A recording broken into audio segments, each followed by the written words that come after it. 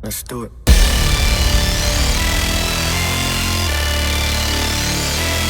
Anh ở bên liền của anh mình. Ủa chua đó.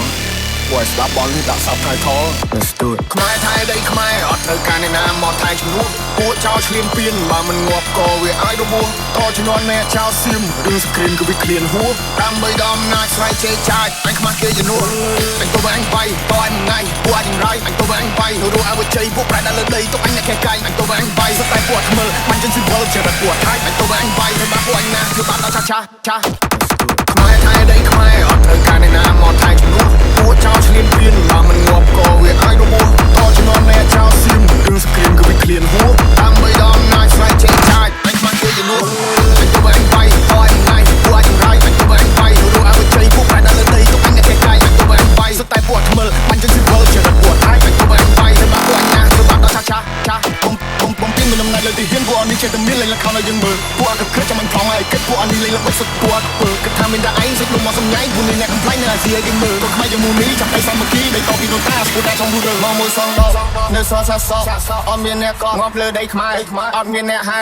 អ៊ូអាបសអញមានឈាមខ្មែរដូនតាអញថែដល់ទីបញ្ចោពួកនេះលប់ឡាយមានសាសនាដែរតែធ្វើដោយលប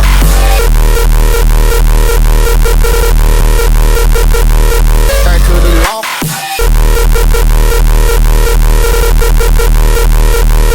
តែធ្វើដោយលប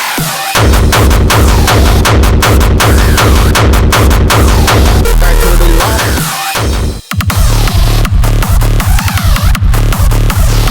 តែធ្វើដោយលប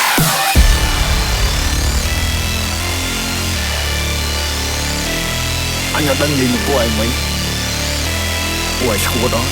ពួកឯងស្លាប់បលនេះដាក់សាប់ថៃថល Let's do it ខ្មែរថៃដីខ្មែរអត់ត្រូវការអ្នកណាមកថៃជំនួសពួកចោលឆ្លៀនពៀនបើមិនងាប់ក៏វាឲ្យរបួសតជំនាន់អ្នកចោលសៀមរឿងសង្គ្រាមគឺវាឃ្លានហួរដើម្បីដល់អំណាចស្រ័យជ័យចាចអញខ្មាស់គេជំនួស